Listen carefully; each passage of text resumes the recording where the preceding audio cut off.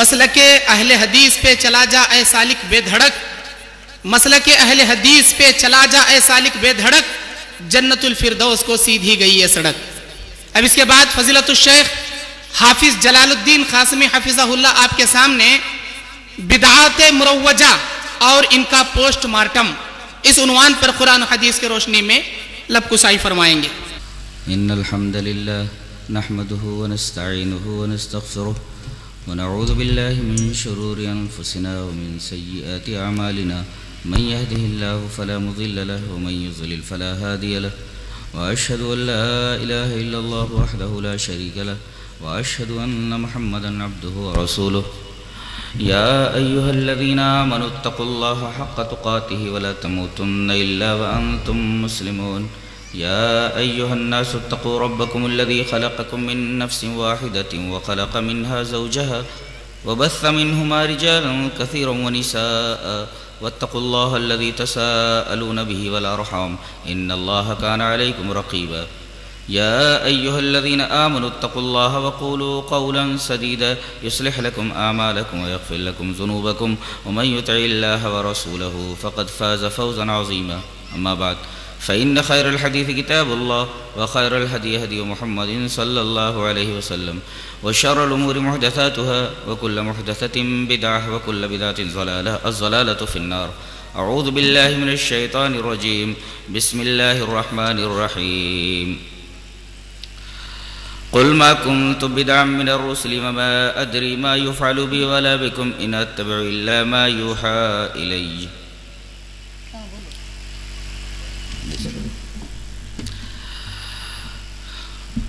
حضرات علماء کرام، محترم بزرگوں، نوجوان بھائیوں،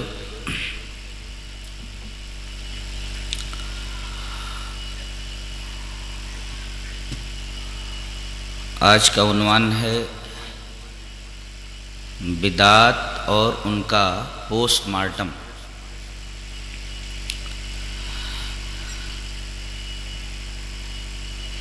دین اسلام یہ کوئی معمہ یا پہیلی نہیں ہے کہ لوگ اسے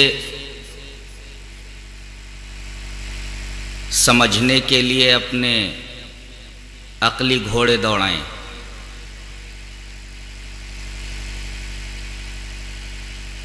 بلکہ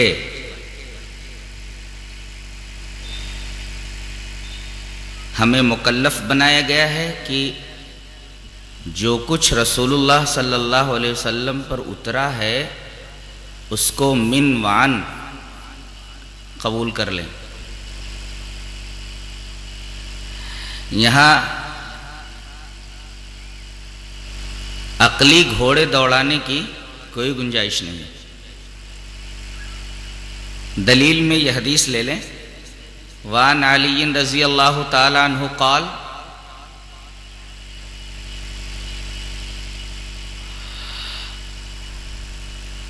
لو کان الدین بالرأی لکان اسفل الخف اولا بالمسح من اعلاہ وقد رأيت رسول اللہ صلی اللہ علیہ وسلم یمسح علی ظاہر خفیہ رواہ ابو داؤد فی کتاب الطہارہ۔ حضرت امام ابی داؤد اس حدیث پاک کو ایسے ہی جہاں طہارت کا چیپٹر ہے اس حدیث کو لائے ہیں۔ حضرت علی رضی اللہ تعالیٰ عنہ فرماتے ہیں کہ اگر دین کی بنیاد عقل اور قیاس پر ہوتی، عقلی گھوڑے دوڑانے پر ہوتی، تو موزوں پر مسح اوپر سے نہیں بلکہ نیچے سے کیا جاتا ہے۔ اور آگے فرماتے ہیں میں نے رسول اللہ صلی اللہ علیہ وسلم کو یہ دیکھا ہے کہ آپ موزے کے اوپر مسح کر رہے ہیں، حالانکہ عقل کیا کہتی ہے؟ عقل یہ کہتی ہے کہ موزے کے نیچے مسح کیا جائے، کیونکہ گندگی موزے کے نیچے لگتی ہے۔ اب اگر عقلی گھوڑے دوڑائے جائیں تو موزے پر مسح اوپر نہ کر کے نیچے کرنا پڑے گا، جبکہ نبی نے موزے کے اوپر مسح کیا۔ موزے کے بارے میں آپ کو یہ مسئلہ معلوم ہے کہ اگر کوئی آدمی وضو کر کے موزہ پہن لے تو اگر مقیم ہے یعنی گاؤں میں ہے تو 1 دن 1 رات مسح کر سکتا ہے. شرط یہ ہے کہ پہلے وضو بنا کر کے اس نے موزہ پہنا ہو, اور اگر سفر میں ہے تو 3 دن 3 رات موزے پر مسح کر سکتا ہے. اس حدیث میں یہ مسئلہ بتایا گیا ہے کہ دین کی بنیاد عقل اور قیاس پر نہیں ہے. اگر ایسا ہوتا تو موزے پر مسح نیچے سے ہوتا, اوپر سے نہیں. اب کوئی اگر اس کا الٹا کرے تو اسی کو بدعت کہتے ہیں, اور بدعت سنت کا عین اپوزٹ ہے. آدمی ایک بدعت کا ارتکاب کرتا ہے تو ایک سنت اس کی زندگی سے نکال لی جاتی ہے. اسی وجہ سے شرک کے بعد سب سے بڑا گناہ اور سب سے خطرناک چیز بدعت ہے. یہی وجہ ہے کہ نبی کریم صلی اللہ علیہ وسلم ہر خطبے میں ہمیں اس خوفناک چیز سے ڈرایا کرتے تھے. اس سلسلے میں ایک حدیث اس طرح ہے, وعن جابر بن عبد اللہ رضی اللہ تعالی عنہ قال کان رسول اللہ صلی اللہ علیہ وسلم اذا خطب احمرت عیناہ وعلا صوته واشتد غضبه كأنه منذر جيش يقول صبحكم مساكم ويقول بعثت انا والساعة كهاتين ويقرن بين اصبعيه السبابة والوسطى ويقول اما بعد فإن خير الامور كتاب الله وخير الهدي هدي محمد صلى الله عليه وسلم وشر الامور محدثاتها وكل بدعة ضلالة وكان يقول من ترك مالا فلأهله ومن ترك دينا او ضياعا فعلي وإلي رواہ ابن ماجہ فی کتاب المقدمہ. حضرت امام ابن ماجہ اس حدیث پاک کو ابن ماجہ شریف کے پہلے ہی چیپٹر کے اندر لائے ہیں, کتاب المقدمہ میں ہے جہاں جمعہ کا بیان ہے. حضرت جابر بن عبداللہ فرماتے ہیں کہ رسول اللہ صلی اللہ علیہ وسلم جب بھی خطبے کے لیے کھڑے ہوتے, کانا رسول اللہ صلی اللہ علیہ وسلم اذا خطبہ, جب بھی رسول اللہ صلی اللہ علیہ وسلم خطبے کے لیے کھڑے ہوتے تو آپ کی آنکھیں سرخ ہو جاتی, آپ کی آواز بلند ہو جاتی اور آپ کا غصہ سخت ہو جاتا. ایسا لگتا جیسے کسی لشکر کو آپ ڈرا رہے ہوں کہ صبح کو یا شام کو وہ لشکر تمہارے اوپر حملہ کرنے والا ہے. اور آپ یہ فرماتے تھے کہ میں اور قیامت دونوں اس طرح مبعوث کیے گئے ہیں, اس طرح پیدا کیے گئے ہیں. اور آپ اپنی سبابہ اور وسطی ان دونوں انگلیوں کو ملا کر بتاتے تھے, یہ سبابہ ہے, یہ وسطی ہے, اس کو ملا کر بتاتے تھے کہ میں اور قیامت اس طرح پیدا کیے گئے. اور آپ یہ فرماتے تھے کہ دیکھو سب سے بہترین امر, سب سے بہترین چیز اللہ کی کتاب ہے, اور سب سے بہترین نمونہ رسول اللہ صلی اللہ علیہ وسلم کا نمونہ ہے, اور سب سے بری چیز دین میں نئی باتیں ہیں, اور ہر دین میں نکالی گئی نئی بات بدعت ہے. وَكُلَّ بِدْعَةٍ ضَلَالَةٍ, ہر بدعت گمراہی ہے. اور آخری ٹکڑا ہے کہ جو مال چھوڑے تو اس کے اہل کو ملے گا, اور اگر کوئی قرض چھوڑتا ہے یا لاوارث بچے چھوڑتا ہے تو اس کی ذمہ داری میرے اوپر ہے قرض کا دینا, اور بچے میرے پاس لائیں, بچے میرے پاس لائے جائیں, میں ان کی کفالت کروں گا. اس حدیث میں آپ نے یہ دیکھا کہ حضرت جابر یہ فرما رہے کہ رسول اللہ صلی اللہ علیہ وسلم جب بھی خطبے کے لیے کھڑے ہوتے تو بدعت سے ڈراتے تھے. اس کا مطلب یہ کوئی خوفناک چیز ہے, یہ آدمی کو صحیح راستے سے ہٹا کر کے گمراہی کے راستے پر لگا دیتی ہے. آج مسلمانوں کے درمیان اتنی بدعات ہیں کہ اگر ان کا جائزہ لیا جائے تو ایسا محسوس ہوتا ہے کہ اگر بفرض محال آج نبی کریم صلی اللہ علیہ وسلم آ جائیں اور یہ دیکھیں تو آپ کو یہ دیکھ کر حیرانی ہوگی کہ کیا میں جو اسلام لایا تھا اس کی شکل و صورت ایسی ہی تھی, ایسی ہی ہے, اسلام ایسے ہی ہے جو اس وقت میرے امتیوں کے پاس ہے. پیدائش سے لے کر موت تک بدعتوں کے سلسلے جاری ہیں. جبکہ نبی کریم صلی اللہ علیہ وسلم نے اسے گمراہی کہا ہے، ضلالت کہا ہے. اور آج جیب بھرو پیر اور پیٹ بھرو مولویوں نے ان بدعتوں کو عین سنت قرار دیا ہے. اب ہم ایک ترتیب کے ساتھ ان تمام بدعات کا جائزہ لیں گے. ایک بدعت آپ کے سامنے پیش کریں گے اور اس کے رد میں نبی کریم صلی اللہ علیہ وسلم کی ایک حدیث پاک پڑھیں گے.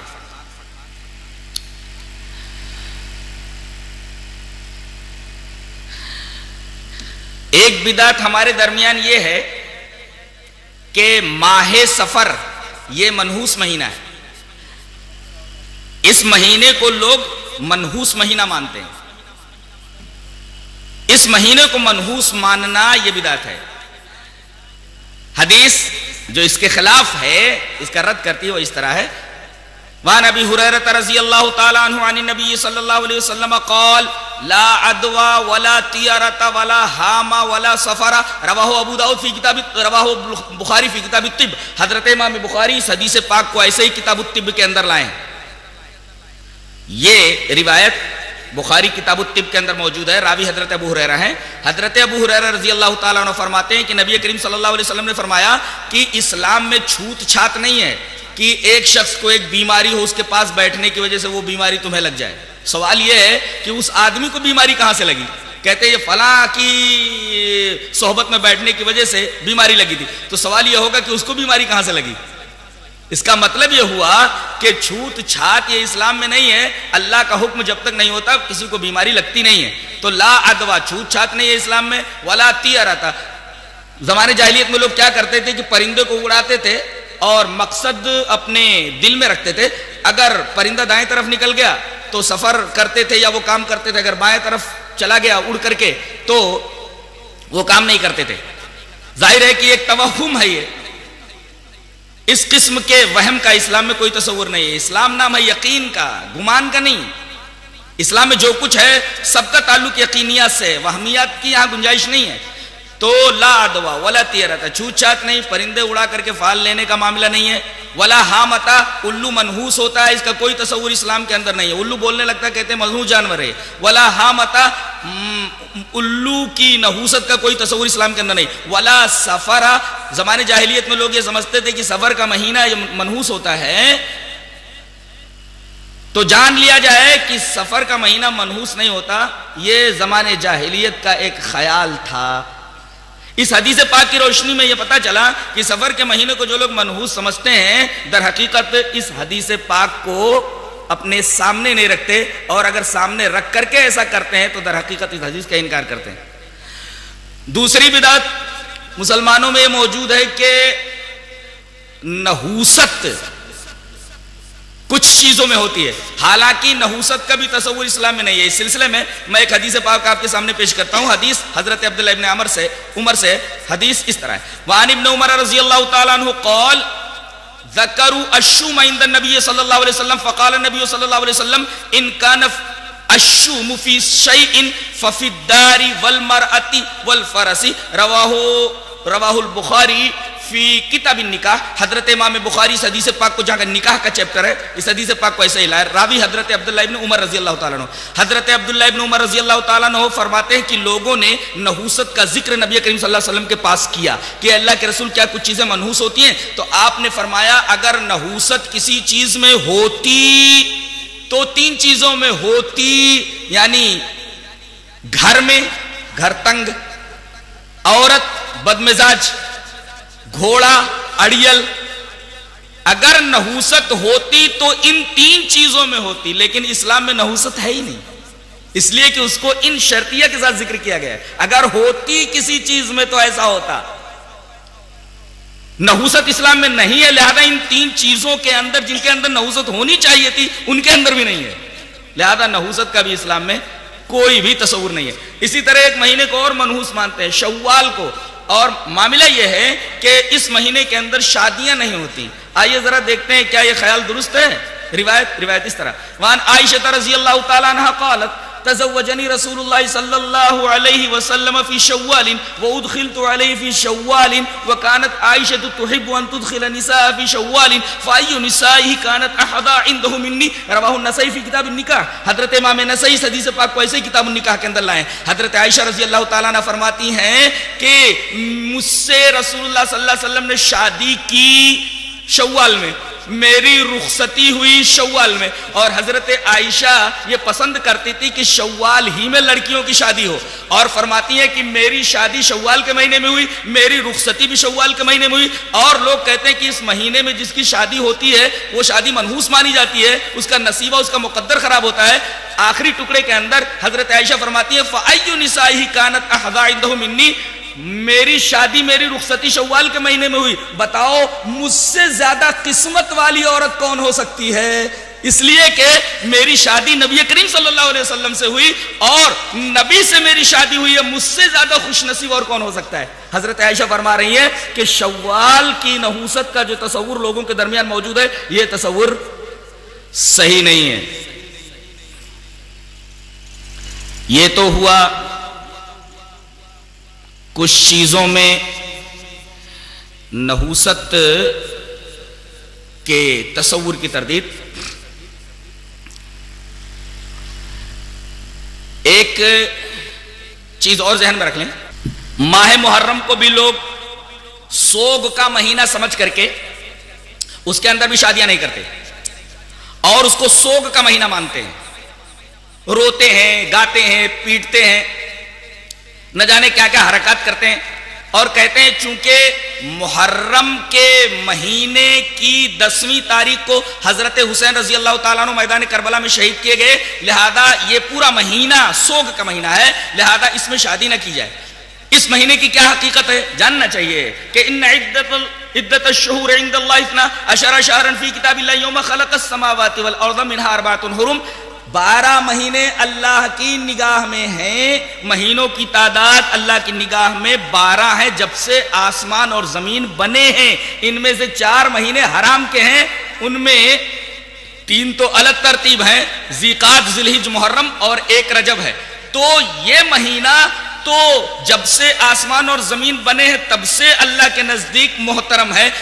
اس مہینے کے منحوس ہونے کا سوال ہی پیدا نہیں ہوتا. اور حضرت حسین رضی اللہ تعالیٰ عنہ کی شہادت یہ تو سن 61 ہجری میں ہوئی ہے, نبی کریم صلی اللہ علیہ وسلم کے اس دنیا سے چلے جانے کے بہت سالوں کے بعد ہوئی ہے. اور جو نبی کے زمانے کے بعد کوئی واقعہ ہو وہ کیسے شریعت بن سکتا ہے؟ اس لیے کہ شریعت تو نبی کریم صلی اللہ علیہ وسلم پر مکمل ہو گئی. الیوم اکملت لکم دینکم واتممت علیکم نعمتی ورضیت لکم الاسلام دینا. نبی کے اوپر شریعت مکمل ہو گئی ہے, اور حضرت حسین کی شہادت ہوتی ہے سن 61 ہجری کے اندر. اب آپ کے بعد اور اتنے سالوں کے بعد اگر کوئی واقعہ ہوتا ہے تو یہ واقعہ شریعت میں داخل کیسے ہو سکتا ہے اور وہ سند کیسے بن سکتا ہے؟ وہ تو ایک اتفاقی معاملہ تھا کہ اسی دن کو اور محرم کی 10ویں تاریخ کو یہ کربلا کا واقعہ پیش آیا.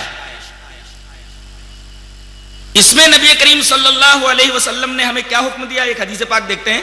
وہاں نبی قتادہ رضی اللہ تعالیٰ عنہ قال قال رسول اللہ صلی اللہ علیہ وسلم صیام یوم عاشوراء انی احتسب علی اللہ ان یکفر السنۃ التي قبلہ. رواہ ابن ماجہ فی کتاب الصیام. حضرت امام ابن ماجہ اس حدیث پاک کو ایسے جہاں روزوں کا چیپٹر اس حدیث پاک کو ایسے ہی لائے ہیں. حضرت ابو قتادہ فرماتے ہیں کہ رسول اللہ صلی اللہ علیہ وسلم نے ارشاد فرمایا کہ عاشورہ یعنی محرم کی 10ویں تاریخ کا روزہ 2 دن کا روزہ, نبی کریم صلی اللہ علیہ وسلم نے 1 ہی دن کا روزہ پہلے رکھا تھا, لیکن آپ نے تمنا کی تھی کہ اگر اگلا سال مجھے ملا تو میں ایک اور روزہ ملا لوں گا, لیکن آپ کو اگلا سال نصیب نہیں ہوا, اس سے پہلے ہی آپ کا انتقال ہو گیا. لہذا سنت یہ کہ 2 روزے رکھے جائیں. تو سیام یوم عاشوراء 10ویں محرم کا روزہ, اس کی اتنی فضیلت ہے کہ اس سے 1 سال پہلے کے گناہ معاف ہو جاتے ہیں. یہ شریعت ہے. اس دن کو روزہ رکھنا چاہیے. اس دن کا ماتم سے کوئی تعلق نہیں ہے, حضرت حسین کی شہادت سے اس کا کوئی تعلق نہیں ہے, وہ تو ایک اتفاقی حادثہ تھا. جہاں تک یزید کا معاملہ ہے, اس سلسلے میں کچھ لوگ جو اسلام کے دشمن ہیں اور انہوں نے اسلام کے اندر طرح طرح کی بدعتیں داخل کر دی ہیں. انہوں نے یزید کے اوپر لعنتیں بھیجنی شروع کر دی کہ وہی سبب بنا ہے حضرت حسین رضی اللہ تعالی عنہ کی شہادت کا. لہذا اس مہینے میں اس کے اوپر لعنتیں کی جاتی ہیں, اور اس کے علاوہ صحابہ کے اوپر بھی لعنتیں کی جاتی ہیں. وہ تو ہمیشہ لعنتیں کی جاتی ہیں, لیکن خاص طور سے یزید کے اوپر تو اس مہینے میں لعنتیں ہی لعنتیں کی جاتی ہیں. باقاعدہ ایک پتلا یزید کا بنا کر کے اس کو جلایا جاتا ہے. اسی طریقے سے ایک آدمی کو یزید بنا کر کے اتنا مارا جاتا ہے کہ کبھی کبھی وہ آدمی مر جاتا ہے. اس طریقے کی بدعت انہوں نے ایجاد کی ہے.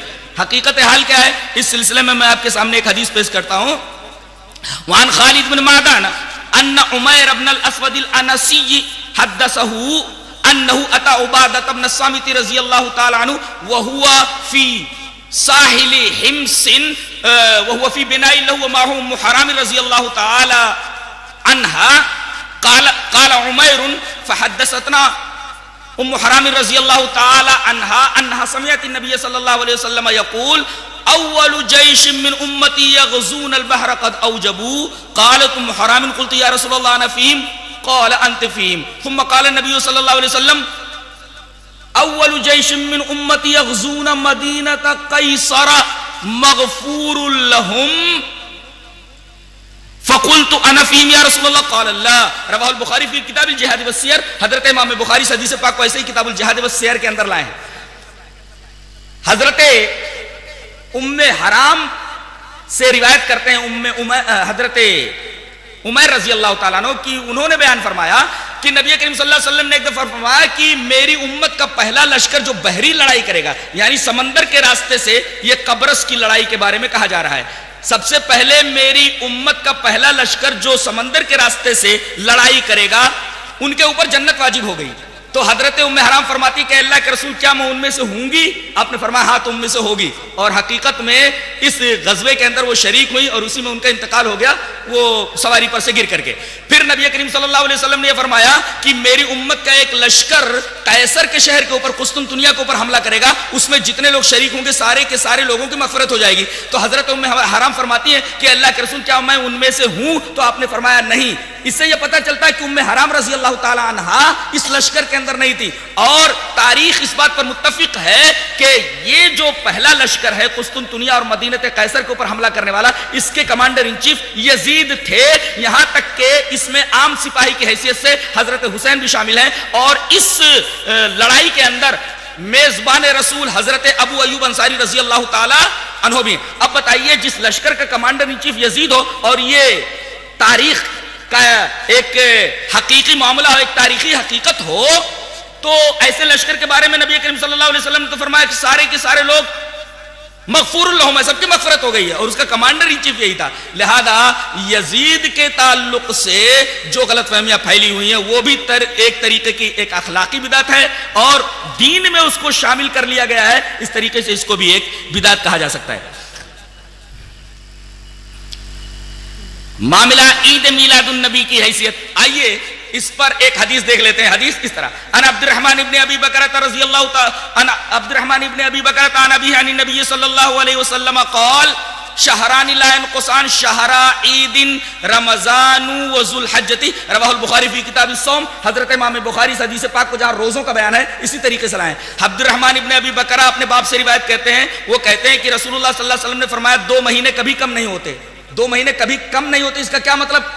مطلب یہ ہے کہ اگر 29 کے بھی ہو جائیں تب بھی ثواب 30 ہی کا ملتا ہے. مثلا رمضان کا روزہ اگر 29 کو ہو جائے, 30 کا روزہ نہ ہو تو اسے 30 ہی کا ثواب دیا جائے گا. 2 مہینے کبھی کم نہیں ہوتے. شہران لا ينقصان, 2 مہینے کبھی کم نہیں ہوتے. یہ 2 مہینے کون سے ہیں؟ نبی نے اس کی تفسیر فرمائی شہر عید, عید کے 2 مہینے. اب بتائیے عید کے 2 مہینے ہیں تو عیدیں کتنی ہوئی؟ 2 ہی ہوئی نا. آپ نے فرمایا 2 مہینے کبھی کم نہیں ہوتے, اور آپ نے 2 مہینوں کی تفسیر فرمائی شہر عید, عید کے 2 مہینے. اب عید کے 2 مہینے اگر ہیں تو عیدیں کتنی ہوئی؟ عید کے 2 مہینے تو عیدیں بھی 2 ہی ہوئی, ایک عید الفطر اور ایک عید الاضحیٰ.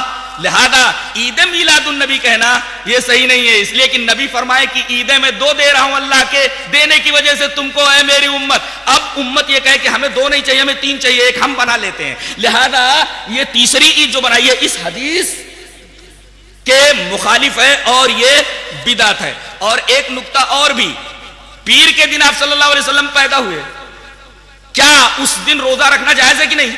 پیر کے دن کا روزہ رکھنا سنت ہے اور عید کے دن روزہ رکھنا حرام ہے. لہذا اگر نبی کریم صلی اللہ علیہ وسلم کی پیدائش کے دن کو، میلاد نبی کو، رسول اللہ صلی اللہ علیہ وسلم کی پیدائش کے دن کو عید مان لیا جائے تو عید کے دن تو روزہ رکھنا حرام ہے، جبکہ نبی کریم صلی اللہ علیہ وسلم کی پیدائش پیر کے دن ہوئے، پیر کے دن روزہ رکھنا سنت ہے. اس طرح نبی کریم صلی اللہ علیہ وسلم کی پیدائش کے دن کو عید کہنا درست نہیں ہے. اس حدیث کی روشنی میں عید میلاد النبی کا رد ہوتا ہے. جہاں تک قبروں کے اوپر چراغ جلانا اور پھول ہار وغیرہ چڑھانا اس کا جو معاملہ ہے، اس سلسلے میں میں آپ کے سامنے 3 حدیثیں پیش کرتا ہوں. پہلی حدیث، ان ابی حیاج الاسدی قال قال علی علی الا ابعثک الا ما بعثنی علی رسول اللہ صلی اللہ علیہ وسلم.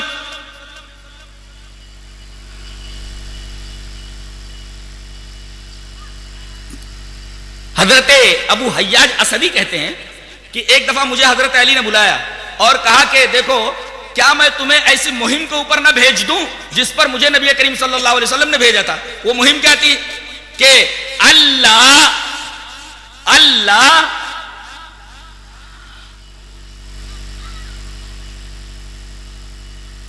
تمثالن الا تمستہ، کہ کوئی اگر تمثال یا اسٹیچو نظر آئے تو اس کو برابر کر دو. ولا قبرن مشرفن الا سویتہ، اور کوئی اونچی قبر نظر آئے تو اس کو برابر کر دو. یہ روایت مسلم شریف کتاب الجنائز کے اندر موجود ہے.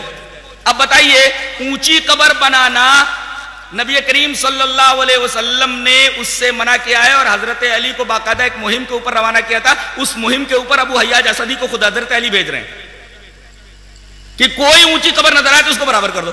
اسی طریقے سے ایک روایت حضرت امام مسلم حضرت جابر سے کتاب الجنائز کے اندر لائے ہیں، وہ دیکھیے، وان جابر رضی اللہ تعالی عنہ قال نہا رسول اللہ صلی اللہ علیہ وسلم ان یجسس القبر وان یقعد علیہ وان یبنى علیہ، رواہ مسلم فی کتاب الجنائز. حضرت جابر ابن عبداللہ فرماتے ہیں کہ منع کیا رسول اللہ صلی اللہ علیہ وسلم نے کہ قبروں کے اوپر چونا کاری کی جائے، اسی طرح قبروں کے اوپر بیٹھا جائے. بیٹھنے کا 2 مطلب، ایک تو قبر کے اوپر آدمی بیٹھ جائے قبرستان میں جا کر کے، اور ایک ہے وہاں مکان بنا کر کے مجاور بن کر کے بیٹھ جائے. تو وان یقعد علیہ، اس پر بیٹھنے سے منع کیا. وان یبنى علیہ، نبی نے منع کیا کہ اس کے اوپر عمارت تعمیر کی جائے.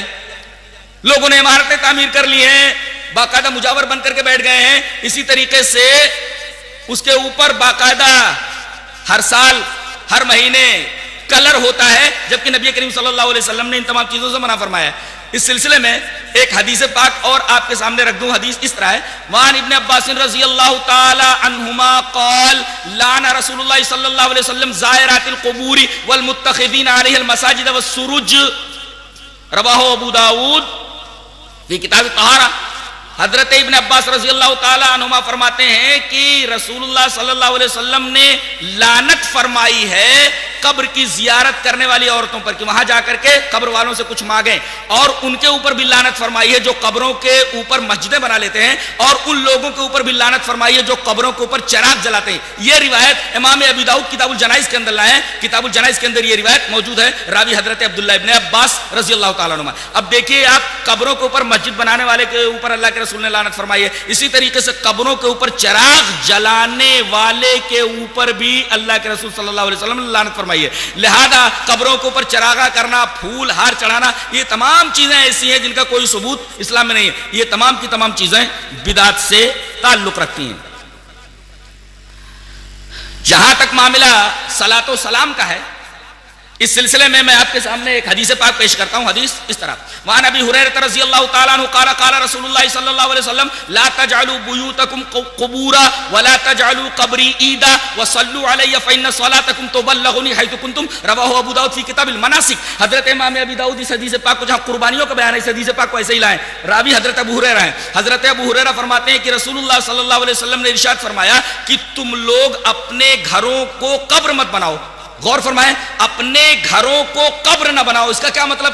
اس کے دو مطلب ہیں. ایک تو یہ کہ جیسے قبروں کے اوپر نماز پڑھنا جائز نہیں ہے تو اس طرح مت کرو, اپنے گھروں میں بھی نماز پڑھا کرو. یعنی جیسے قبروں کے اوپر نماز نہیں ہوتی تو ایسا مت کرو, اپنے گھروں کو قبر مت بناؤ, اپنے گھروں میں نماز پڑھ لیا کرو. ایک مطلب تو یہ ہوا لا تجعلوا بیوتکم قبورا, اپنے گھروں کو تم قبر مت بناؤ. تو ایک مسئلہ تو یہ معلوم ہوا کہ قبروں پر نماز نہیں ہوتی, اور دوسرا مسئلہ یہ معلوم ہوا کہ ساری نمازیں مسجد میں نہیں پڑھنی چاہیے بلکہ گھروں کے اندر بھی نمازیں پڑھنی چاہیے. دوسرا ٹکڑا ولا تجعلوا قبری عیدا, میری قبر کو عید مت بنانا. غور فرمائیے کہ عید نہ بنانے کا کیا مطلب ہے. آپ نے اس ٹکڑے کے اندر کیا کہنا چاہا ہے؟ عید کے اندر ہم کیا کرتے ہیں؟ عید کے اندر ہم نہاتے ہیں, دھوتے ہیں اور اچھے اچھے کپڑے پہنتے ہیں, بچوں کو نہلا دھلا کر کے اچھے اچھے کپڑے پہناتے ہیں, ہماری عورتیں نہا دھو کر کے جو ہے اچھے اچھے کپڑے پہنتی ہیں اور اس کے بعد پھر عیدگاہ جاتی ہیں. اگر اس طریقے کا معاملہ کسی قبر کے ساتھ ہو, نبی کریم صلی اللہ علیہ وسلم نے فرمایا یہ معاملہ عید والا میری قبر کے ساتھ نہیں ہو سکتا, تو دوسری قبر کے ساتھ کرنا کیسے جائز ہوگا؟ اور یہی معاملہ اس کے اندر ہوتا ہے. باقاعدہ نہا دھو کر کے لوگ اچھے اچھے کپڑے پہن کر کے بچوں کو ساتھ میں لے کر, عورتوں کو ساتھ میں لے کر باقاعدہ قبر کے اوپر جاتے ہیں جیسے عید کے اندر جا رہے ہوں. تو اس ٹکڑے سے عرس کا رد ہوا ولا تجعلوا قبری عیدا, میری قبر کو عید مت بناؤ, اس ٹکڑے سے عرس کا رد ہوا. اور تیسرا ٹکڑا وصلوا علی, میرے اوپر درود بھیجو, فإن صلاتکم تبلغنی حیث کنتم, تم جہاں سے بھی میرے اوپر درود بھیجو, میرا معاملہ ایسا ہے کہ تمہارا درود کہیں سے بھی بھیجا جائے مجھ تک پہنچا دیا جاتا ہے. اس سے دو باتیں معلوم ہوئی کہ آپ ہر جگہ حاضر و ناظر نہیں ہیں, ورنہ درود کو پہنچانے کے لیے فرشتے نہ ہوتے. جو آدمی درود پڑھتا ہے فرشتے اس درود کو لے کر کے نبی کریم صلی اللہ علیہ وسلم کے پاس پہنچا دیتے ہیں. تو پہلا مسئلہ یہ معلوم ہے کہ رسول ہر جگہ حاضر و ناظر نہیں ہے, لہذا لوگ کھڑے ہو کر کے جو درود اور سلام پڑھتے ہیں ایک خاص انداز سے, اس کا بھی کوئی ثبوت اسلام میں نہیں ہے. یہ بھی ایک طریقے کی بدعت ہے. اس لیے کہ نبی کریم صلی اللہ علیہ وسلم نے فرمایا کہ درود کسی بھی طریقے سے کہیں بھی رہو تم وہاں سے بھیج دو, میرے پاس درود پہنچا دیا جاتا ہے. اب اس کے لیے خاص شکل بنا لینا, ایک خاص عقیدے کے ساتھ کھڑے ہو کر کے صلاۃ و سلام پڑھنا, یہ قطعاً درست نہیں ہے. اور جہاں تک چیزیں بڑھا لینے کا معاملہ ہے, نبی کریم صلی اللہ علیہ وسلم نے جہاں کسی چیز کو عام رکھا ہے آدمی خاص نہیں کر سکتا. آپ درود کہیں بھی پڑھ سکتے ہیں, گھر میں پڑھ سکتے ہیں, کھیت میں پڑھ سکتے ہیں, دکان میں پڑھ سکتے ہیں. اب باقاعدہ اس کو ایک شکل دے دینا کہ تقریر ہو, تقریر ہونے کے بعد لوگ کھڑے ہو جائیں اور ایک خاص انداز سے وہ عمل کریں, درود و سلام پڑھیں,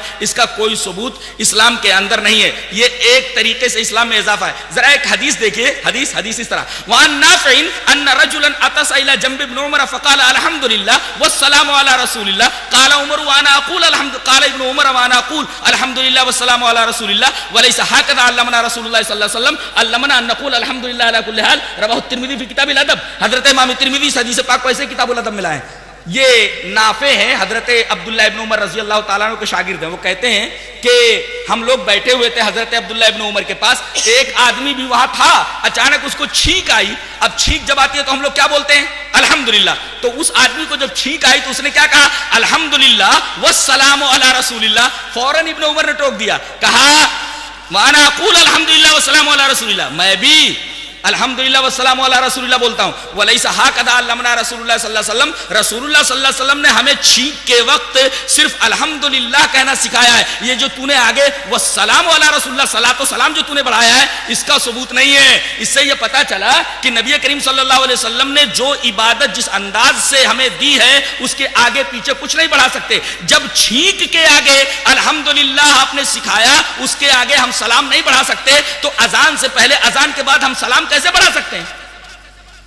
اگر ایسا ہوتا تو حضرت ابن عمر رضی اللہ تعالیٰ عنہ اس آدمی کو کیسے ٹوکتے؟ جہاں تک درود کا معاملہ ہے اس سلسلے میں چاہتا ہوں کہ وہ حدیث آپ کے سامنے پیش کر دوں. حدثنی عبداللہ ابن عیسیٰ سمع عبد الرحمن ابن ابی لیلہ قال لقینی کعب ابن عجرۃ رضی اللہ تعالیٰ عنہ قال الا اہدی لک ہدیۃ سمعتها من النبي صلی اللہ علیہ وسلم فقلت بلا فاہدیها لی فقال سألنا رسول اللہ صلی اللہ علیہ وسلم فقلنا یا رسول اللہ کیف الصلاة علیکم اہل البیت فإن اللہ قد علمنا کیف نسلم علیکم قال قولوا اللہم صلی علی محمد وعلی آل محمد کما صلیت علی ابراہیم وعلی آل ابراہیم انک حمید مجید اللہم بارک علی محمد وعلی آل محمد کما بارکت علی ابراہیم وعلی آل ابراہیم انک حمید مجید. رواہ البخاری فی کتاب الانبیاء. حضرت امام بخاری اس حدیث پاک کو ایسے کتاب الانبیاء کے اندر لائے. حضرت کعب ابن عجرہ فرماتے ہیں کہ ایک صاحب سے جب ملاقات ہوئی تو کہا کہ میں تمہیں ایک تحفہ نہ دے دوں گا، میں نے نبی کریم صلی اللہ علیہ وسلم سے سنا ہے. کہا کہ ارے جلدی سے بتاؤ کون سا تحفہ ہے جو نبی کریم صلی اللہ علیہ وسلم سے تم نے سنا ہے. کہا کہ ٹھیک ہے وہ تحفہ میں تم کو دیتا ہوں. وہ تحفہ کیا تھا کہ ہم لوگ نبی کریم صلی اللہ علیہ وسلم کے پاس گئے، ہم نے پوچھا کہ اے اللہ کے رسول کیف الصلاۃ علیکم اہل البیت، اہل البیت درود آپ کے اوپر ہم کس طرح بھیجیں؟ فإن اللہ قد علمنا کیف نسلم علیکم، اللہ تبارک و تعالیٰ نے ہم کو سکھلا دیا ہے کہ ہم آپ کے اوپر سلام کیسے بھیجیں. اب پوچھنا یہ ہے کہ سلام تو معلوم ہو گیا، درود آپ کے اوپر کیسے بھیجیں؟ قال قولوا، تو اللہ کے رسول صلی اللہ علیہ وسلم نے فرمایا کہو. پھر وہ درود ابراہیمی اللہم صلی پھر اللہم بارک اسی ترتیب کے ساتھ جیسا کہ میں نے بتایا اور بخاری شریف کتاب الانبیاء کے اندر ہے. تو رسول اللہ صلی اللہ علیہ وسلم نے ہمیں یہ درود سکھایا ہے، اس طریقے سے ہمیں درود پڑھنا چاہیے. نہ جانے لوگوں نے کس طریقے کے درود بنا رکھے ہیں. اب بتائیے نبی نے جو درود بنایا ہے بتایا ہے وہ اللہ کے حکم سے بتایا ہے. اب ہم اگر کوئی دوسرا درود ایجاد کر کے پڑھیں تو کیا وہ درود نبی کریم صلی اللہ علیہ وسلم کے بتائے ہوئے درود کی طرح ہو سکتا ہے؟ اور اسی سے ایک مسئلہ اور معلوم کیا جا سکتا ہے. بعض لوگ ابجد حوض ہتی یعنی عددوں کے قائل ہیں، عددوں سے جو ہے کچھ نام نکالتے ہیں یا آیتوں کا نمبر نکالتے ہیں. تو آیتوں کا نمبر اگر آیت ہی کی طرح ہے تو ایسا کیجئے کہ الحمدللہ رب العالمین سے والضالین پڑھنے کی ضرورت نہیں ہے، بلکہ تمام کا نمبر نکال لیجئے اور ایک ساتھ نمبر بول دیجئے، ہو گئی سورہ فاتحہ.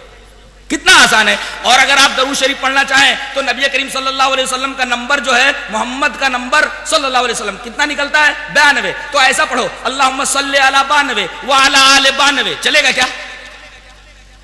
ارے محمد کا نمبر اگر 92 ہے اور نمبر جو ہے اصل کی طرح ہے تو جب وہ اصل کی طرح ہے تو اس کو پڑھا جا سکتا ہے. اللہم صلی علی محمد کی جگہ اللہم صلی علی 92. ایسا چلے گا کیا؟ اس سے یہ پتا چلا کہ اعداد کا ابجد حوض ہتی وغیرہ کا جو معاملہ ہے اس کا بھی کوئی تعلق اسلامی شریعت سے نہیں ہے. رہا تعویذ اور گنڈوں کا معاملہ. گنڈا کسے کہتے معلوم ہے؟ یہ کسی بابا کے پاس آدمی جاتا ہے تو کہتا ہے بابا گنڈا دے دو. تو گنڈا کیسے بناتا ہے؟ وہ ایسے گرہ لگاتا ہے، ایسے گرہ لگاتا ہے، پھر کچھ الٹی سیدھی چیزیں پڑھ کر کے ایسے دم کرتا ہے، چھو، پھر اس کو ایسے کر کے باندھ دیتا ہے. اس کا مطلب جو اس نے چھو کیا وہ اس میں بندھ گیا. اب اس کو کہتے ہیں گنڈا.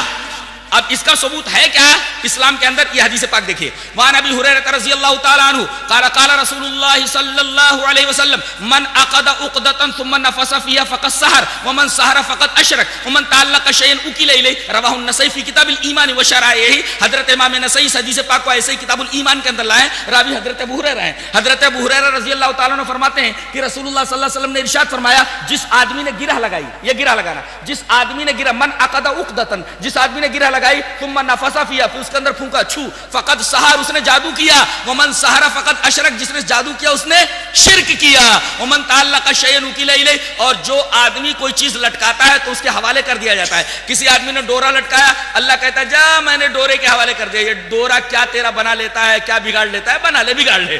جو آدمی جو چیز لٹکاتا ہے اللہ اس کو اس کے حوالے کر دیتا ہے. اب بتائیے یہ امت جو ہے یہ ڈورے کے اوپر آ کر کے رک گئی ہے. بتائیے جس امت کا ایمان، جس امت کا اعتقاد باریک دھاگے کے اوپر ٹک جائے، بتائیے اس امت کو اس دنیا سے مٹنے سے کون سی طاقت روک سکتی ہے؟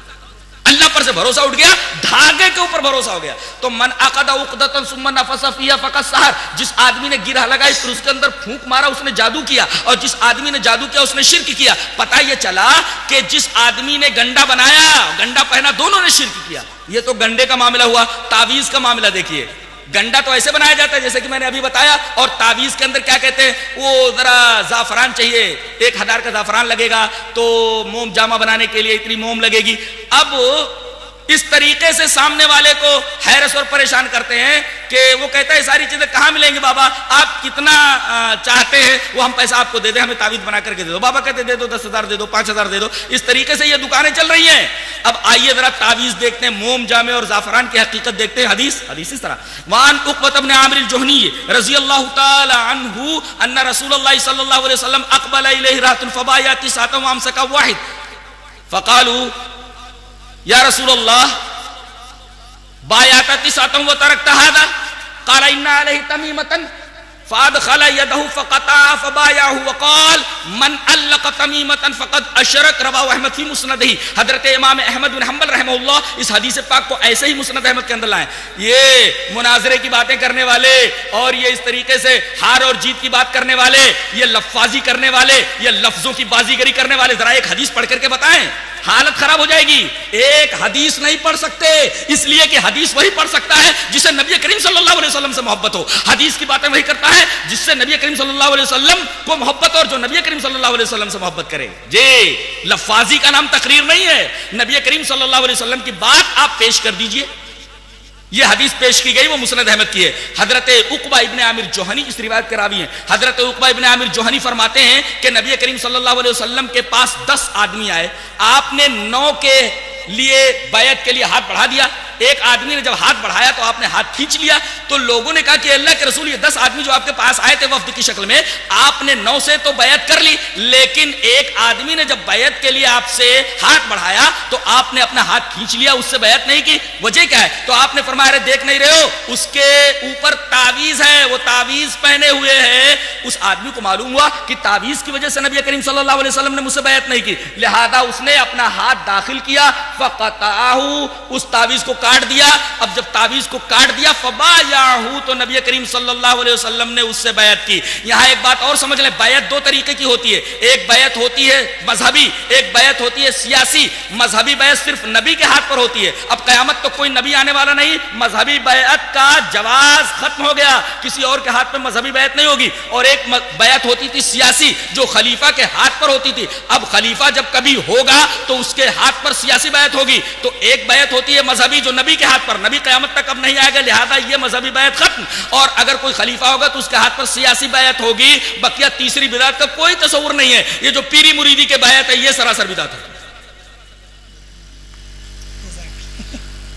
تو یہ بیعت کا بھی معاملہ ہو گیا. اس کے بعد آپ صلی اللہ علیہ وسلم نے جب اس نے تعویذ کاٹ دی، پھینک دیا، تو آپ نے بیعت کے لیے ہاتھ بڑھا دیا، بیعت کر لی اس نے. اس کے بعد آپ نے ایک اصول بتایا، وقال، آپ نے فرمایا من علق تمیمۃ فقد اشرک، جس آدمی نے تعویذ لٹکائی اس نے شرک کیا، لہذا تعویذ بنانے والا مشرک اور تعویذ پہننے والا بھی مشرک. یہ گنڈے اور تعویذ کا معاملہ رہا.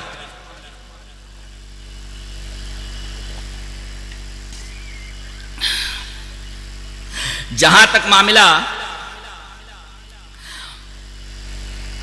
صحابہ کرام رضوان اللہ تعالی علیہم اجمعین کا ہے، لوگ کہتے ہیں ہم صحابہ کو نہیں مانتے. اللہ اکبر! اگر کوئی آدمی صحابی کو نہ مانے تو حدیث کو کیسے مانے گا؟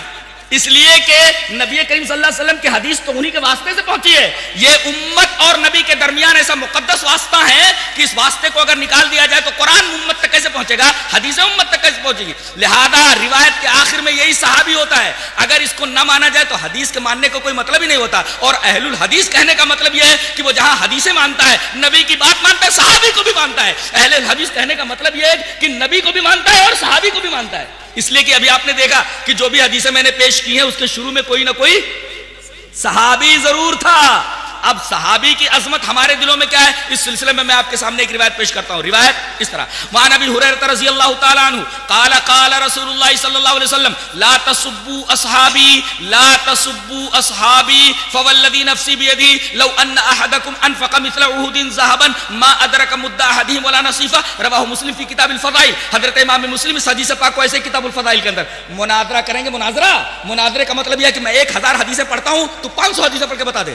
میں 500 حدیثیں پڑھتا ہوں تو 100 حدیثیں پڑھ کر کے اسی طرح، اور بھولنا نہیں، جو بھولے گا اس کی ہار تسلیم کی جائے گی. چال مناظرہ یہی ہو جائے، میں 1000 حدیثیں پڑھتا ہوں اور تو 10 حدیثیں پڑھ کر کے بتا.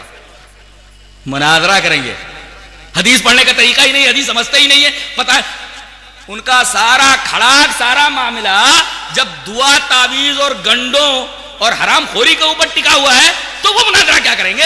لفاظی کا نام مناظرہ نہیں ہے. سامنے والے کو حیرس کر کے، سامنے والے کے اوپر منطقی دلائل پیش کر کے مبہوت کر دینا، ششدر کر دینا، اس کا نام مناظرہ نہیں ہے. شریعت کا مناظرہ یہ ہوتا ہے کہ آپ حدیثیں پیش کیجئے کہ ہمارا یہ مسلک ہے اور اس پر یہ حدیث دلیل ہے، ہمارا یہ مسلک ہے، یہ حدیث اس پر دلیل ہے. منطق کا نام دلیل نہیں ہے. جیسا کہ میں نے پہلے بتایا کہ اگر دین کی بنیاد رائے اور قیاس کے اوپر ہوتی تو موزے کے نیچے مسا ہوتا، اوپر کے اوپر موزے کے مسا نہ ہوتا.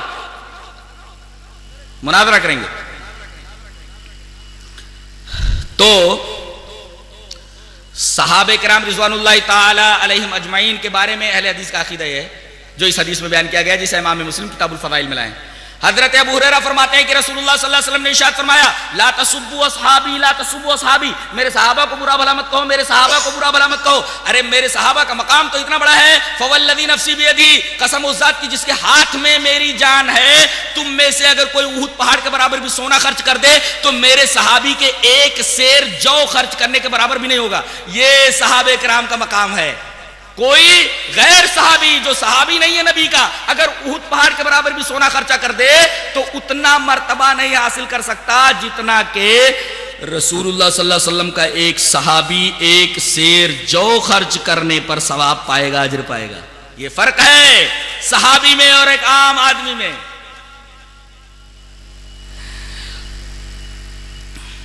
تو یہ صحابہ کرام کے تعلق سے ہمارا عقیدہ تھا. معاملہ رہا شیخ عبد القادر جیلانی رحمت اللہ علیہ کی 11ویں شریف کا. اب تو شریف لگانا ایک عام بات ہو گئی ہے. ہم پہلے سمجھتے تھے قرآن شریف اور کعبہ شریف ہیں، لیکن اب تو کعبے کی بھی کوئی اہمیت نہیں رہی، قرآن کی بھی کوئی اہمیت نہیں. اب کسی کے سامنے بھی شریف لگا دیتے ہیں. یہ بھی ایک طریقے کی عجیب و غریب بدعت ہے. کسی کے بھی آگے شریف لگا کر کے اس کو شریف بنا دو اور اس کا مرتبہ بڑھا دو. یہ عید جو منائی جاتی ہے اور یہ 11ویں جو منائی جاتی ہے کن کے نام پہ ہوتی ہے معلوم ہے؟ شیخ عبد القادر جیلانی کے نام پہ. وہ بھی 12 ربیع الاخر کو. کہتے ہیں کہ کہاں لکھا ہے کہ عبد القادر جیلانی کی 11ویں نہیں منانا؟ قرآن میں دکھاؤ، حدیث میں دکھاؤ. کہاں لکھا ہے کہ محرم نہیں منانا؟ ایسا دکھا دو. محرم نہیں منانا ایسا دکھا دو. تو میں یہ پوچھتا ہوں کہ ہم بھی 10 لاکھ دیتے، تم یہ دکھا دو محرم کہاں کرنا ہے. قرآن میں کہاں لکھا دکھا دو، حدیث میں کہاں لکھا دکھا دو.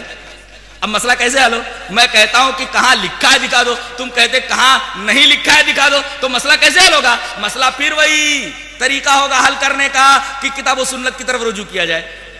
اب کہتے ہیں کہ کیا 12 ربیع الاخر کو اگر شیخ جیلانی کی 11ویں منا لی جائے تو کیا حرج ہے؟ حرج ہے اس لیے کہ اس میں جو سبیلیں لگائی جاتی ہیں پانی کی، اسی طریقے سے جو شربت پلائے جاتے ہیں یا جو چیزیں بنتی ہیں یا جو قربانی کی جاتی ہے ان کے نام پر ہوتی ہے، یہ ما اہل لغیر اللہ کے ضمن میں آتی ہے. اور اللہ تبارک و تعالی نے فرمایا انما حرم علیکم المیتۃ والدم ولحم الخنزیر وما اہل بہ لغیر اللہ.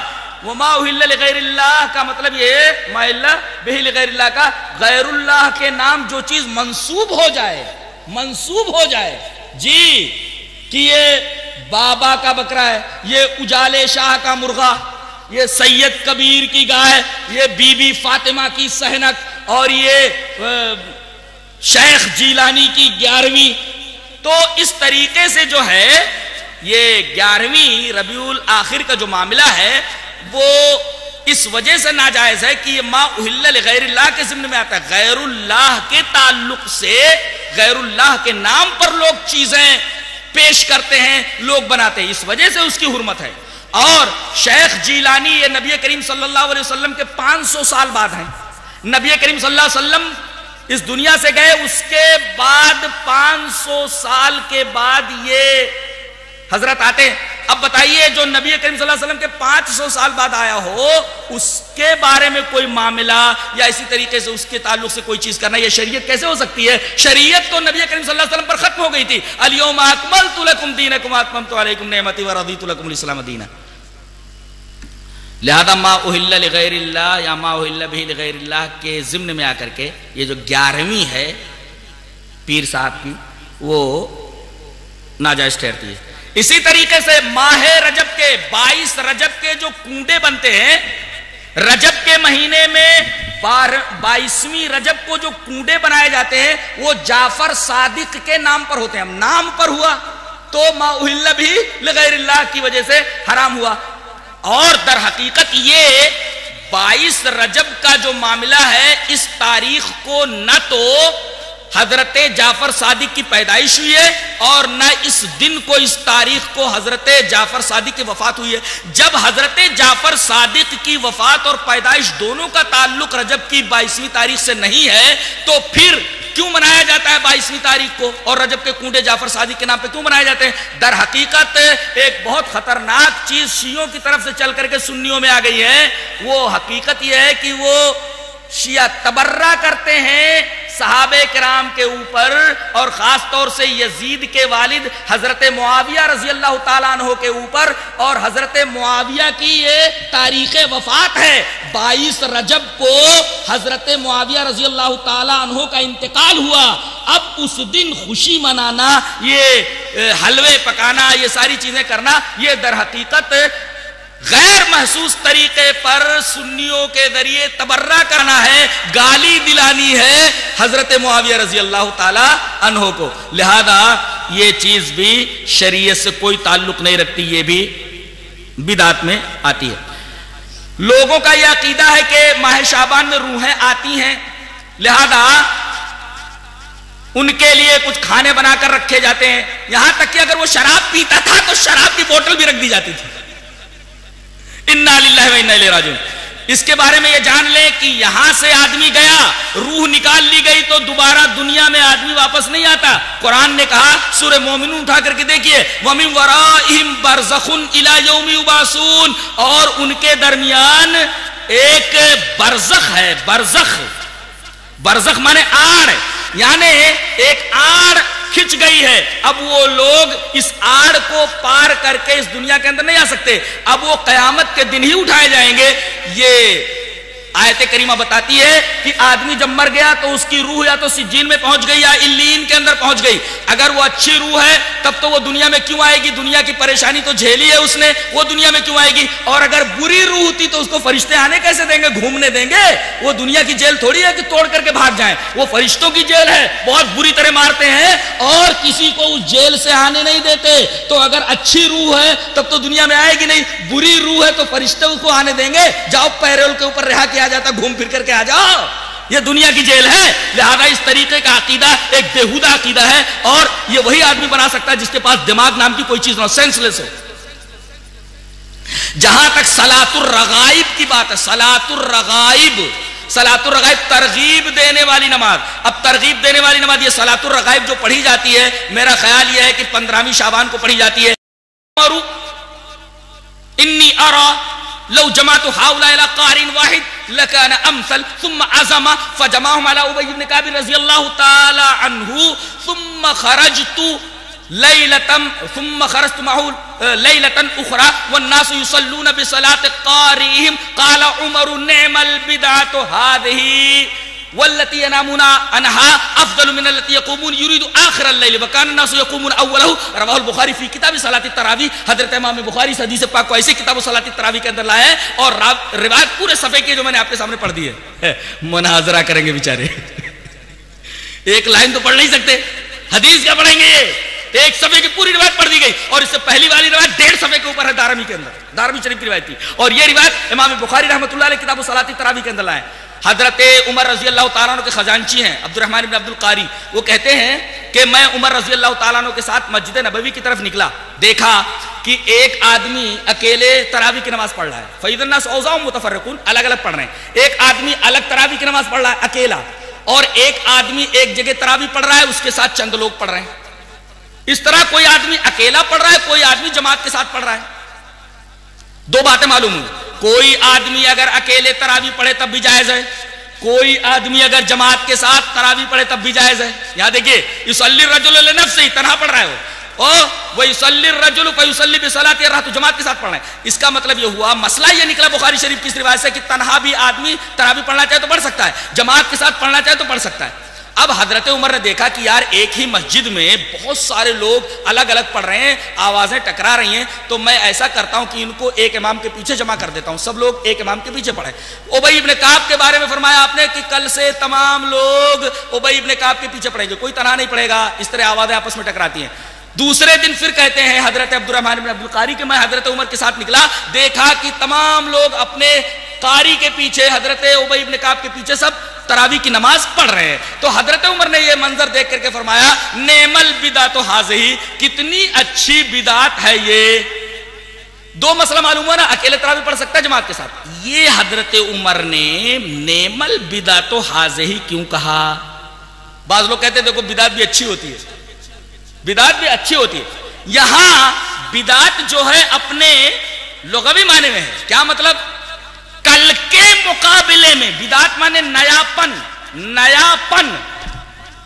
پہلے وہ چیز ایسی تھی, اس کے بعد اب ایسی ہو گئی. تو نبی کے زمانے کے مقابلے میں اگر ہوتی تب تو بدعت ہوتی, حرام ہوتی. لیکن حضرت عمر اس کو بدعت اس وجہ سے کہہ رہے ہیں کہ کل کے مقابلے میں یہ نئی ہے. بدعت مانے نیاپن, کل کے مقابلے میں. کل کیا کر رہے تھے لوگ؟ ایک آدمی اکیلا پڑھ رہا ہے اور ایک آدمی جو ہے پڑھا رہا ہے, اس کے ساتھ چند آدمی پڑھ رہے ہیں, سب کو ایک ساتھ کر دیا. تو کل کے مقابلے میں یہ نیا ہے. نبی کریم صلی اللہ علیہ وسلم کے زمانے کے مقابلے میں نیا ہوتا تب بدعت ہوتی. اور حضرت عمر یہ نہیں کہنا چاہتے, اس لیے کہ حضرت عمر ایسا کیسے کہہ سکتے ہیں؟ نبی نے تو 3 دن سب کو جماعت کے ساتھ تراویح کی نماز پڑھائی ہے, اور بدعت وہ ہوتی ہے جس کی نظیر نبی کریم صلی اللہ علیہ وسلم کے زمانے میں نہ ہو. نبی کریم صلی اللہ علیہ وسلم نے 3 رات تو پڑھائی ہے نا تراویح, اس کو حضرت عمر بدعت کیسے کہہ سکتے ہیں؟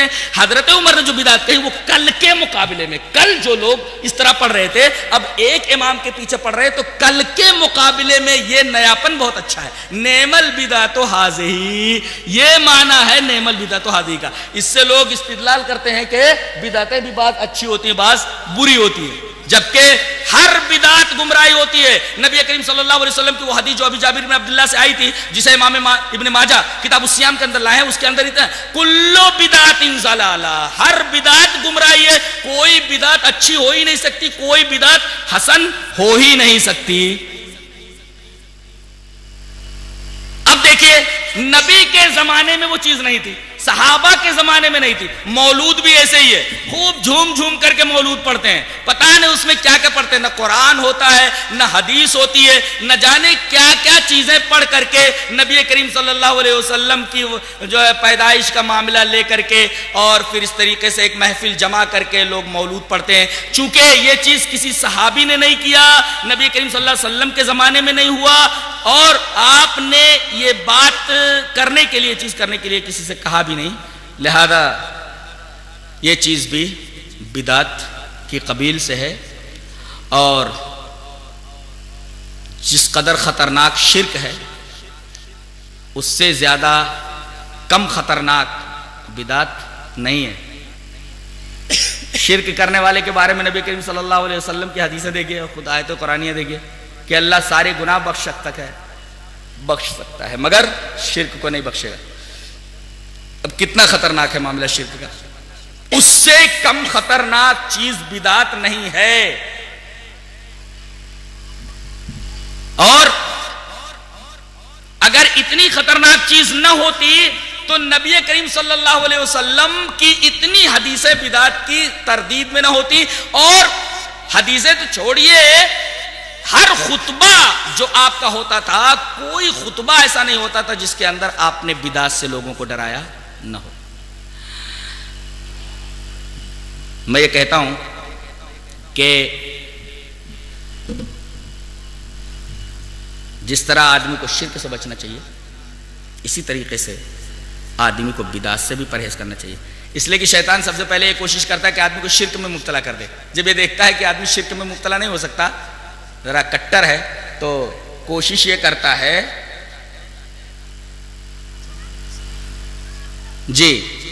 تو دیکھتا ہے کہ شرک میں مبتلا نہیں کر سکتا تو کرتا ہے بدعت میں اس کو مبتلا. اور جب آدمی بدعت میں مبتلا ہو جاتا ہے تو بدعت کو ثواب سمجھ کر کے کرتا ہے، زندگی بھر اسے توبہ کی توفیق ہی نہیں ہوتی. شرک سے تو آدمی کو توبہ کی توفیق ہو سکتی ہے کہ بھئی دیکھ رہا ہے کہ یہ شرک ہے، لیکن بدعت کو تو اچھا بنا کر کے پیش کر دیتا ہے. تو ان تمام چیزوں سے پرہیز کرنا چاہیے جس طرح آدمی شرک سے پرہیز کرتا ہے، بدعت سے بھی پرہیز کرنا چاہیے. 2 سوالات اور آئے ہیں. مقامی لوگ جمع بین صلاتین کر سکتے ہیں کہ نہیں؟ جی ہاں ہے. مسلم کی روایت اٹھائی ہے کتاب صلاۃ المسافرین کی کہ رسول اللہ صلی اللہ علیہ وسلم نے ظہر اور عصر کو ایک ساتھ پڑھا، مغرب اور عشاء کو ایک ساتھ پڑھا، من غیر خوف ولا سفر. آپ کو کوئی خوف بھی نہیں تھا اور سفر میں بھی نہیں تھے آپ، یعنی آپ مدینہ ہی میں تھے. تو بلا عذر کے بھی، کوئی عذر نہ ہو، آدمی کبھی کبھی جمع بین الصلاتین کر سکتا ہے، عادت نہ بنا لے. کبھی کبھی 2 نمازیں ایک ساتھ پڑھ سکتا ہے، ظہر اور عصر ایک ساتھ اور مغرب اور عشاء ایک ساتھ، عادت نہ بنا لے. مقامی حضرات بھی پڑھ سکتے ہیں کبھی کبھی، اور سفر کے اندر تو اجازت ہے، آدمی 2 نمازوں کو ایک ساتھ پڑھ سکتا ہے. اسی طریقے سے ایک سوال اور بھی ہے کہ کوئی آدمی اگر کتابوں اور سی ڈی وغیرہ سے دین کی دعوت دے رہا ہے تو اس کا معاملہ کیا ہے؟ میں یہ کہتا ہوں کہ ایجادات کا جہاں تک معاملہ ہے، جو دنیاوی چیز سے تعلق رکھتی ہیں، نبی کریم صلی اللہ علیہ وسلم نے اس سے منع نہیں کیا ہے. ہر بہترین ایجاد آپ اس سے فائدہ اٹھائیں، شرط یہ ہے کہ وہ اسلام کے کسی اصول سے نہ ٹکراؤ. اور موبائل دیکھیے، موبائل ہے، موبائل سے کتنا فائدہ ہے. عرب تو کہتا ہے الجوال نعمت من نعم اللہ، موبائل تو اللہ کی نعمتوں میں سے ایک بہت بڑی نعمت ہے. آج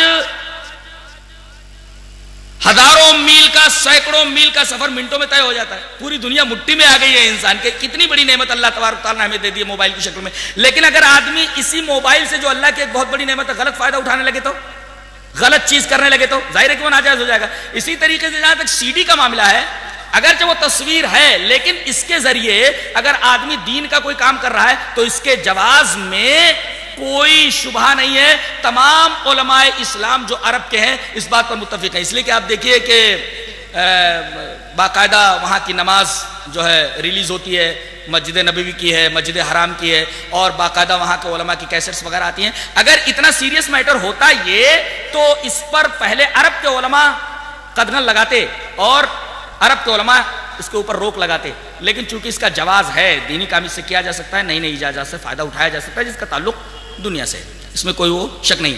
آخری سوال اس کا جواب میں دے دیتا ہوں کہ بریلویہ یہ اعتراض کرتے ہیں کہ بھئی عرب والے اپنا قرآن چھاپتے ہیں، اہل حدیثوں کا قرآن چھاپتے ہیں، اگر اعلی حضرت کا بھی قرآن چھاپیں تو پھر دنیا کے اندر وہ مشہور ہو جائے. سوال یہ ہے، میں ایک بات بولتا ہوں، کسی بھی اچھی کتاب کا جو معاملہ ہے وہ یہ ہے کہ اہل علم اس کو ہاتھوں میں لیتے ہیں، ہاتھوں ہاتھ لیتے ہیں. مثلا مولانا مودودی کی کتاب الجہاد فی الاسلام، اسی طریقے سے پردہ، سود. دیکھیے مولانا مودودی کا جو منہج تھا وہ عرب کے جو شیوخ ہیں، عرب کے جو علماء، اس منہج سے بالکل الگ تھا. لیکن اس کے باوجود ان کی کتابوں کو ہاتھوں ہاتھ لیا گیا. الجہاد فی الاسلام پر شاہ فیصل ایوارڈ دیا گیا، جن کو مولانا مودودی صاحب کو. حجاب دیکھیے، پردہ کی کتاب دیکھیے، سود کی اس کے رد میں جو کتاب لکھی گئی اس کو دیکھیے آپ. تو اگرچہ منہج یا طریقہ یا مسلک مختلف تھا لیکن کتاب بڑی اچھی تھی. مذہب اور مسلک کے اختلاف کے باوجود مولانا مودودی کی کتابیں عرب سے چھپی. الجہاد فی الاسلام ہے، حجاب ہے، پردہ ہے، سود ہے. اسی طریقے سے وحید الدین خان کی کتاب الاسلام یتحدی مذہب اور جدید چیلنج، حالانکہ وحید الدین صاحب کی فکر سے عرب کے علماء متفق نہیں ہے، لہذا اس کے باوجود بھی ان کی کتابیں بہت چھاپی گئی. اگر یہ کتاب اس لائق ہوتی اعلیٰ حضرت کی تفسیر کی کتاب تو اہل علم تمام تعصبات کو بالائے طاق رکھ کر کے اس کتاب کو ضرور چھاپتے. اہل علم نے اس کتاب کی طرف توجہ اس وجہ سے نہیں دی، اس وجہ سے کہ اس کتاب کے اندر، اس تفسیر کے اندر یا اس ترجمے کے اندر بہت ساری خرابیاں عقائد کی موجود تھیں. اگر اس کو چھاپ کر کے دنیا کے اندر بھیج دیتے تو یہ گناہ ہوتا. اسی وجہ سے اس کتاب کے اوپر اہل علم نے کوئی توجہ نہیں دی. اور میں یہ کہتا ہوں کہ آپ گداگر ہیں، بھیک مانگ رہے ہیں. آپ یہ رضا صاحب کی جو امت ہے وہ کیا کر رہی ہے؟ ان کو چاہیے کہ اس کتاب کو ہر گھر میں پہنچائے. عرب کے اوپر کیوں نگاہ رکھے ہوئے ہیں؟ وہ گداگر ہیں کیا؟ بھکاری ہیں کیا؟ وہ خود اپنا کام کریں. عربوں کا رونا لے کر کے کیوں بیٹھ گئے ہیں؟ جی اور کیا سوال ہے؟ صلاۃ التسبیح کے بارے میں علماء اہل حدیث کا بھی آپس میں اختلاف ہے. بعض لوگ یہ کہتے ہیں کہ درست ہے، لیکن جہاں تک میں سمجھتا ہوں کہ یہ روایت ضعیف ہے، لہذا اس سے بچا جائے. وآخر دعوانا ان الحمد للہ رب العالمین.